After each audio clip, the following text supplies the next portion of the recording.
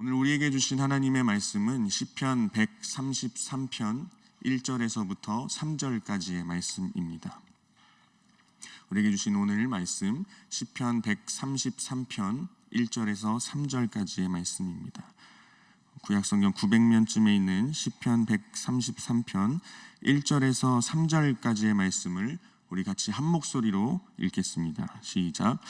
보라, 형제가 연합하여 동거함이 어찌 그리 선하고 아름다운고, 머리에 있는 보배로운 기름이 수염 곧 아론의 수염에 흘러서 그의 옷깃까지 내림 같고, 헐몬의 이슬이 시온의 산들에 내림 같도다. 거기서 여호와께서 복을 명령하셨나니 곧 영생이로다. 아멘. 오늘 말씀 어찌 그리 선하고 아름다운고 라는 제목으로 함께 말씀을 나누길 소망합니다. 우리는 이 세상을 살아가며 굉장히 많은 공동체에 속해 있는 것 같습니다. 그런데 한번 생각해 보면 어떠한 이익을 위해서만 존재하지 않는 공동체가 분명 있습니다. 한 두 가지 정도로 생각해 볼 수 있을 것 같은데요. 바로 가족 공동체와 교회 공동체, 즉 영적 공동체라고 할 수 있을 것 같습니다. 특히 이 교회 공동체는 하늘에 계신 우리 아버지를 중심으로 모인 하나님의 축복된 공동체입니다. 예수님께서도 너희는 이렇게 기도하라 라고 말씀하시며 하늘에 계신 우리 아버지여 라고 우리가 잘 알고 있는 그 주기도문의 첫 문을 열어가신 것을 여러분 알지 아십니까? 따라서 우리 교회 공동체는 바로 하늘에 계신 우리 아버지를 중심으로 한 축복된 공동체임을 믿습니다. 할렐루야. 오늘 말씀 1절에 보면 형제가 연합하여 동거함이 어찌 그리 선하고 아름다운고 라고 말씀하고 있습니다.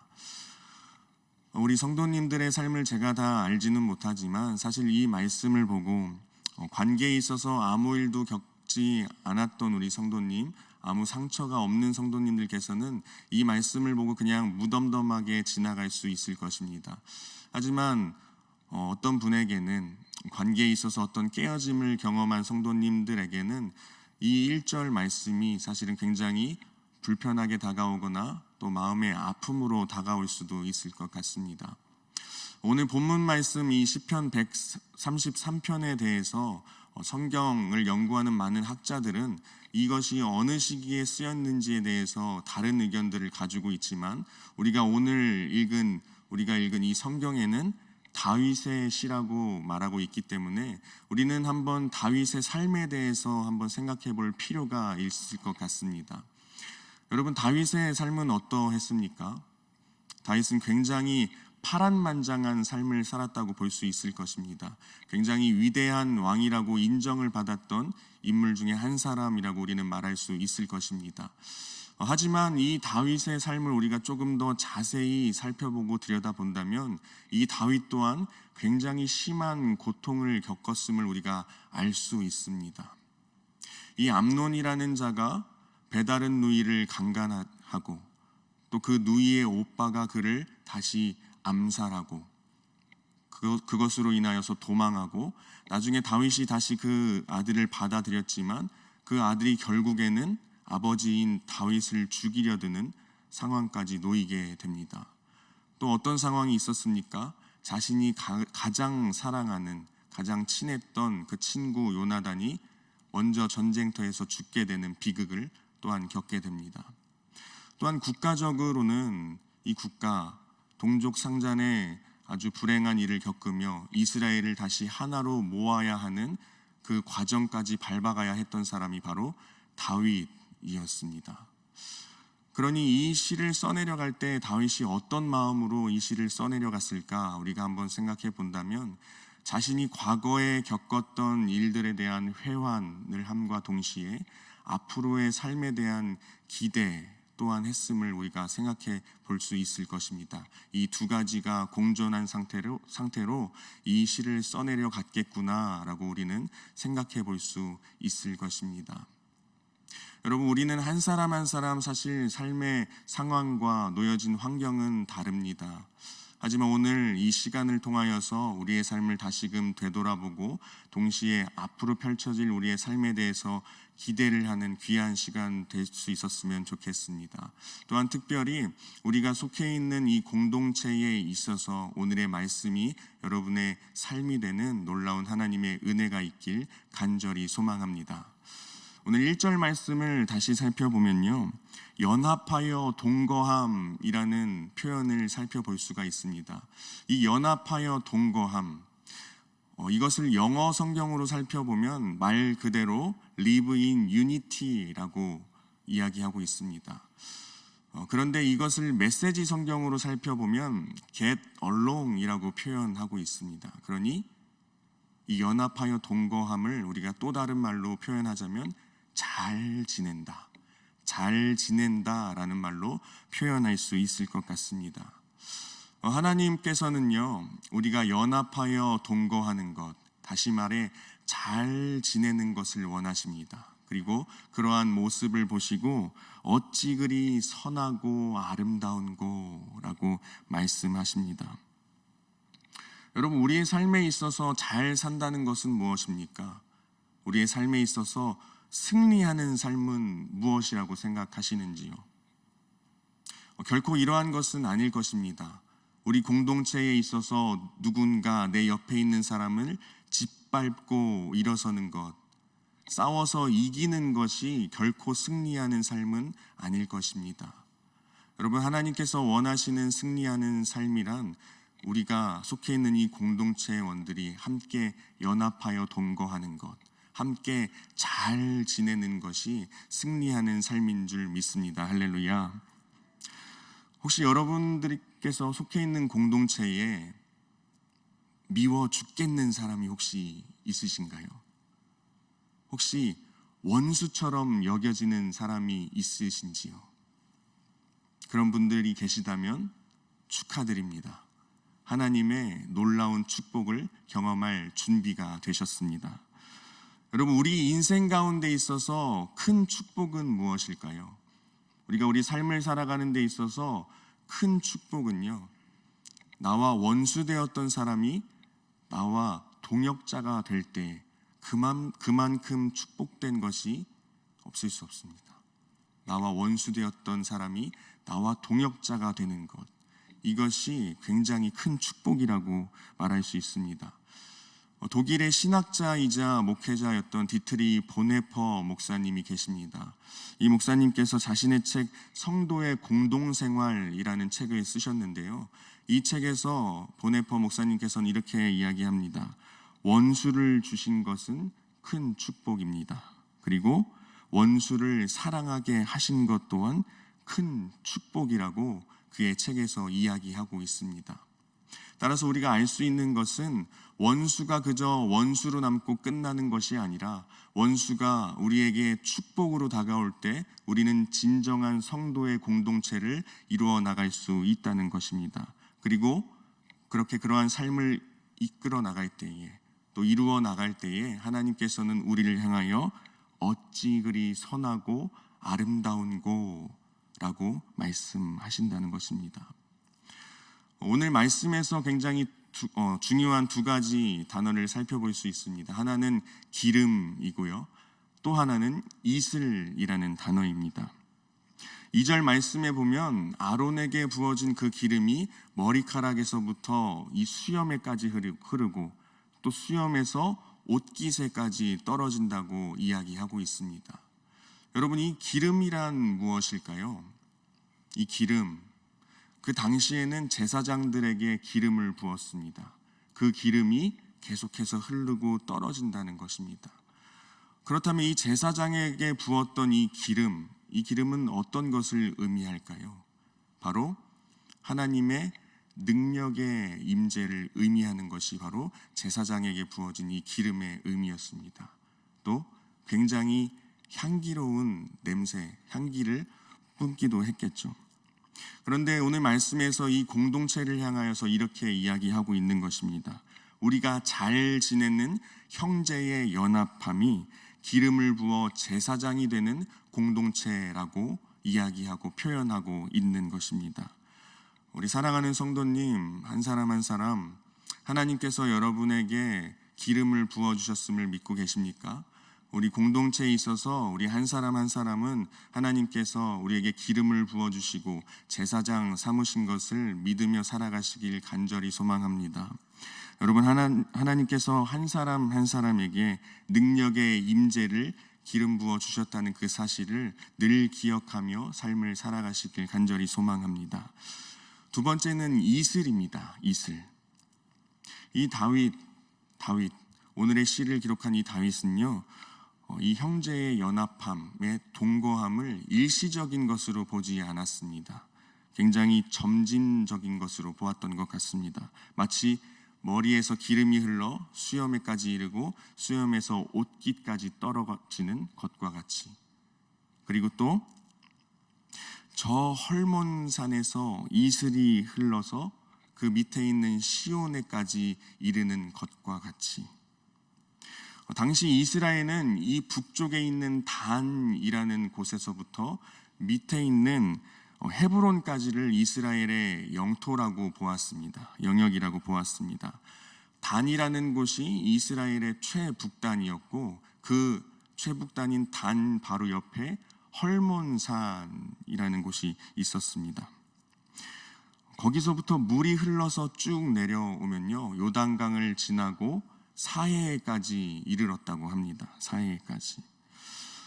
이렇게 표현하는 것입니다. 오늘 말씀에서 잘 지내는 형제의 연합함을, 거기에 있는 물들이 마치 이슬이 흘러내려서 그 밑에 있는 땅을 충만하게 적시는 그런 과정으로 오늘 시편 기자인 다윗은 표현하고 있었다는 것입니다. 이 헐몬산은 높이가 약 2,800m 정도 되었다고 합니다. 백두산과 비슷하다고 보면 될 것 같습니다. 이 헐몬산은 굉장히 웅장했다고 합니다. 그리고 연중 푸르고 이슬이 많이 맺히는 산으로도 유명했다고 합니다. 이 유다 광야와는 달리 때때로 비도 내리고 때로는 눈도 쌓였다고 합니다.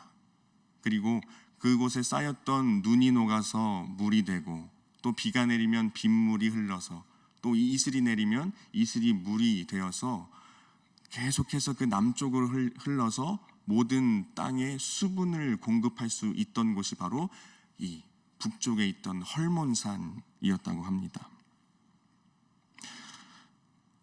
여러분, 성경에서 이슬이라는 것은 하나님의 굉장한 축복의 상징이었습니다. 비가 내리지 않는 곳에 이슬이 내린 사건은 굉장히 하나님의 축복된 사건이었습니다. 그리고 이슬이 내렸다는 것은 이슬이 내려서 그곳에 있는 모든 생명을 살리는 그 일로 우리가 생각할 수 있습니다. 그런데 오늘 시편의 기자인 다윗은 이렇게 이야기합니다. 헐몬의 이슬이 흘러 들어온 그곳에 하나님의 복과 영생이 있다고, 그리고 그것이 축복이라고 이 시편 기자인 다윗은 이야기하고 있습니다. 여러분, 우리 공동체가 이 이슬과 같이 이 형제의 연합함이 마치 물처럼 흘러내리듯이 곳곳에 흘러내릴 때에 우리의 그 형제의 연합함이 흘러내려서 우리의 주변에, 우리의 삶의 주위에 있는 모든 그 생명들을 살리는 역사가 일어나게 될 줄로 믿습니다. 할렐루야.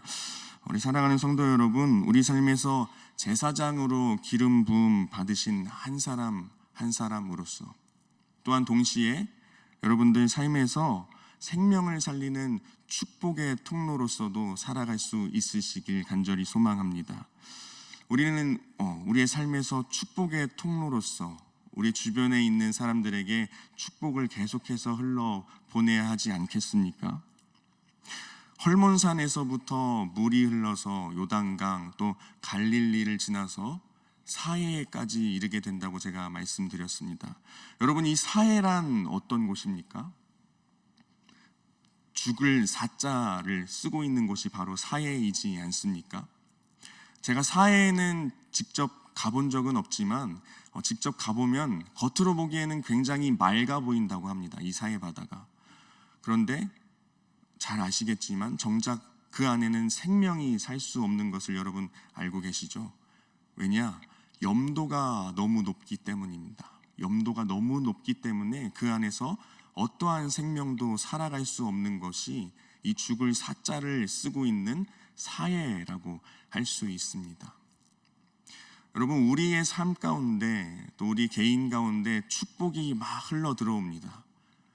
그런데 그 축복이 흘러 넘치게 하면 생명이 살 수 있지만 흘러 들어온 그 축복이 내 안에만 그저 머물러 있다면 그 축복은 결국에는 죽게 된다는 것입니다. 마치 사해바다가 염도가 높아서 아무 생명도 살 수 없는 것처럼 말입니다. 그래서 우리가 축복을 이야기할 때에 가장 중요한 말이 있습니다. 축복을 이야기할 때에 어떠한 축복이 어떤 한 사람에게만 머물러 있는 것이 아니라, 나에게만 머물러 있는 것이 아니라 나를 통하여 흘러 넘치는 축복이 진정한 축복이라고 우리는 이야기할 수 있는 것입니다. 형제 자매의 연합함이 어찌 그리 선하고 아름다운고. 이 축복이 우리들의 삶 가운데에 머물러서 그저 죽어가는 것으로 놓고 살아가는 것이 아니라 나를 통하여서 이 축복이 다른 곳까지 흘러 들어가서 생명을 살릴 때에만 그것이 진정한 축복이 된다는 것입니다.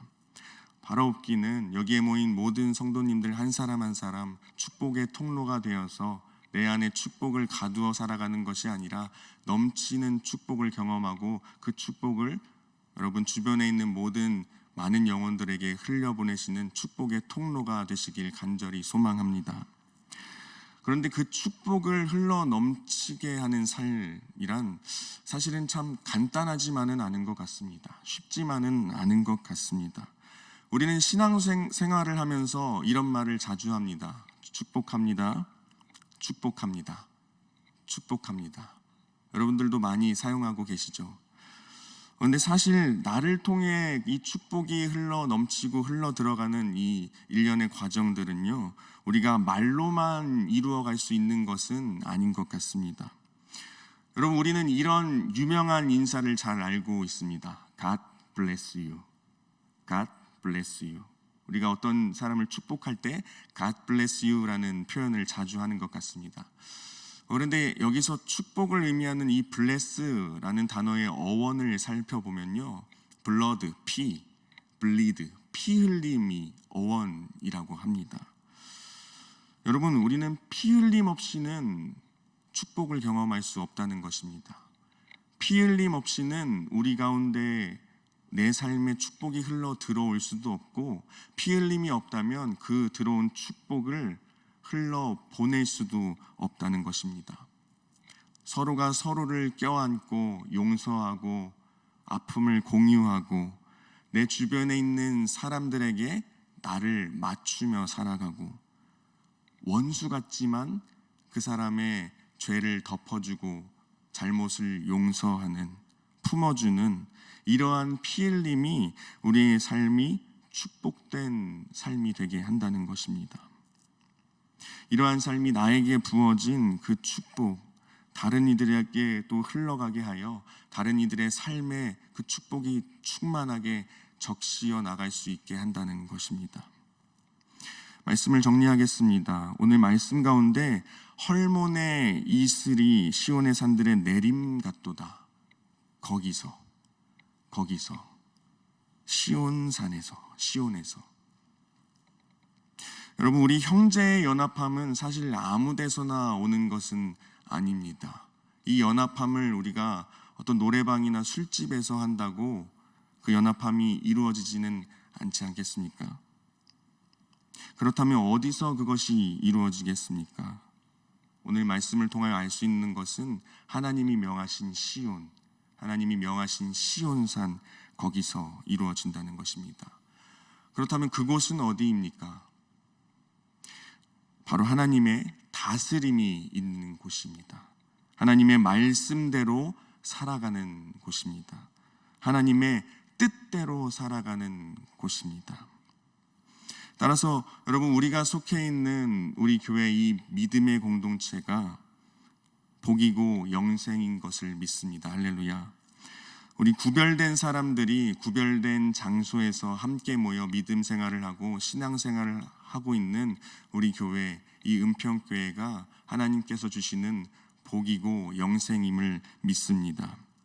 우리가 속한 이 공동체에서 여러분들 한 사람 한 사람이 하나님께서 기름 부어 주셨다는 것을 계속해서 기억하고 하나님께서 기름 부으신 제사장의 역할을 잘 감당해내고 우리가 이 공동체에서 연합함을 위하여서 잘 지내는 것을 위하여서 힘쓰며 살아갈 때에 이 공동체가 여러분 한 사람 한 사람을 통해서 축복된 공동체가 될 줄로 믿습니다. 헐몬의 이슬이 시온산에서 내려 모든 땅을 적시며 죽어가는 생명도 살리었듯 축복을 흘려보내는 축복의 통로로서 살아가시는 모든 성도님들 한 분 한 분 되시길 간절히 소망합니다. 이사야 58장 11절 말씀에 이런 말씀이 있습니다. 너는 물된 동산 같겠고 물이 끊어지지 아니하는 샘 같을 것이라. 너는 물된 동산 같겠고 물이 끊어지지 않는 샘 같을 것이라. 여러분, 한 사람 한 사람 우리의 삶의 자리에서 축복의 통로로서 살아가실 때에 하나님께서 허락하신 물된 동산의 그 모습으로 살아가실 때에 하나님께서 여러분의 삶 가운데 이렇게 말씀하실 것입니다. 어찌 그리 선하고 아름다운고, 어찌 그리 선하고 아름다운고. 늘 이런 하나님의 말씀을 들으며 살아가는 축복된 우리 성도님들의 삶 되길 간절히 소망합니다. 할렐루야.